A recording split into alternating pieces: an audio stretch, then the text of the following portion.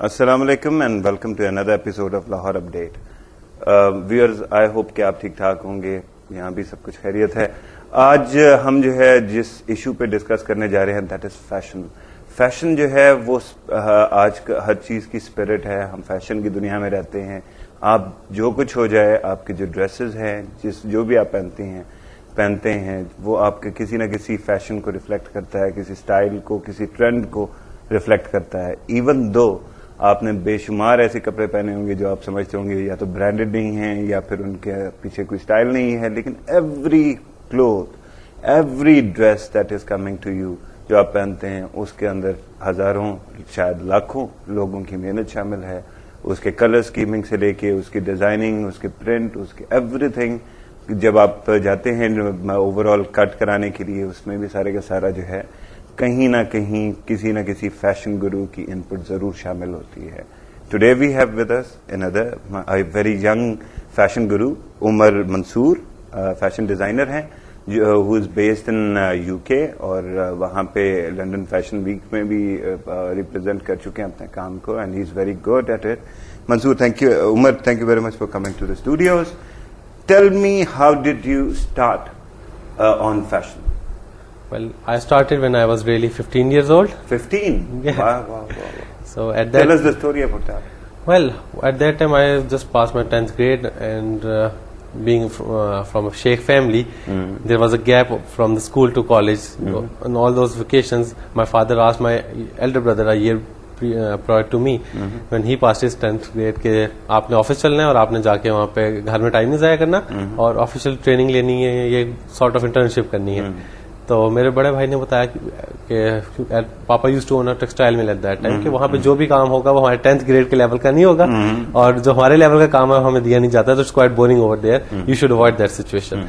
तो I was always into arts and everything, so I decided कि नहीं, मुझे अभी से फैशन को परस्यू करना है। And you took a stand and you went there and you started designing. Luckily this sport मेरे ख्याल में इस वक्त हम अगर साथ ही साथ जो है आपका कुछ काम भी देख लें तो मजा आएगा। People will be able to see कि what exactly are you doing. नाज़रीन, देखते हैं कि इनका क्या जो है फैशन की इनके कुछ शूट्स वगैरह की जो है पिक्स देखते हैं।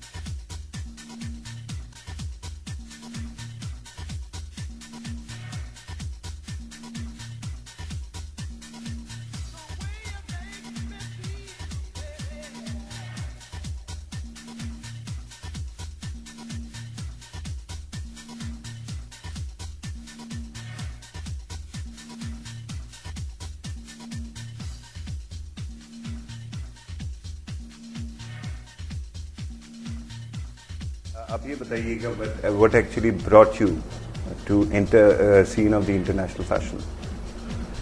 Well, when I finish my MBA over here, तो मेरे फादर हमेशा मुझे कहते थे, पेरेंट्स बल्कि दोनों, कि फैशन को आपने अगर सीरियसली लेना है तो take it as a business and for that से go for a business degree first. फिर मैंने आईएलएससी से अपना एमबीए किया स्पेसिफिकली इन मार्केटिंग, और देन आई डिसाइडेड कि अब मुझे फैशन के लिए एजुकेशन जो लेनी है वो मुझे अपने पसंद के टॉप इंस्टीट्यूट से लेनी है। That's why I decided to go to London College of Fashion, and when I went there then I decided, I realized indeed कि फैशन जो है वो इतना लिमिटेड नहीं है, वास्ट सब्जेक्ट है। Exactly, it's not that limited जितना यहाँ पे हम उससे ले रहे थे। वहां जाने से पहले जो मेरा एक पॉइंट ऑफ व्यू था, और जिस तरह मतलब यहाँ पे यूजुअली कंसीव किया जा रहा था।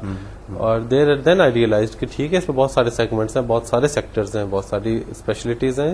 It's not just making clothes और making just high end clothing, इसमें बहुत सारा कुछ आ जाता है, पूरा लाइफ स्टाइल है फैशन के अंदर।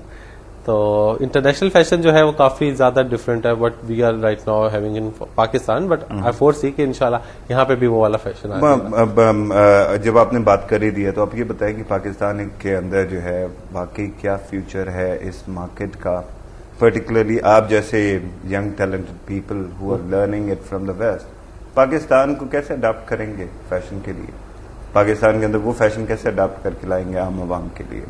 देखिए, आम आवाम के लिए जब यहाँ पे आएगा तो ऑफकोर्स फैशन को थोड़ा सा हमें यहाँ के मुताबिक नेचुरली जी फ्यूजन करना पड़ेगा और उसको कुछ चेंजेस लानी पड़ेंगी। अगर पाकिस्तान का कैटवॉक होता तो perhaps the ladies would have been wearing some trousers also for sure, at least some capris capris और समथिंग लाइक दैट। लेकिन ये कि हम लोगों को I have this idea already in mind कि अगर यहाँ पे लॉन्च होगा लेबल या यहाँ पे मासेस के लिए दिया जाएगा स्टफ, तो उसको उसके मुताबिक मुझे ढालना पड़ेगा जो कि यहाँ की सोसाइटी है। और नो डाउट यहाँ पे एक क्लास हमेशा से एग्जिस्ट करती है जो कि वेस्ट को फॉलो अप करती है, वेस्ट को लुक फॉरवर्ड करती है। और देखें क्या आई मीन वेस्टर्नाइजेशन जो है जी जी वो तो that is a global phenomena. Dress codes आपने और मैंने कोट पहने हुए हैं, बिल्कुल हम जो भी फैशन करते हैं उसके वेस्ट की झलक आती है जी। और perhaps there is no shame in that, लेकिन परहैप्स हमारे थोड़े से कल्चरल जो एस्पेक्ट्स हैं उनको भी देखना पड़ता है, इसलिए हमारे जो ड्रेसेस हैं लोकल जो common man on the street पहनेगा शायद वो अडॉप्ट होंगे। लेकिन एक और जो बहुत बड़ा इशू है वो ये है ऑफ द प्राइसेस।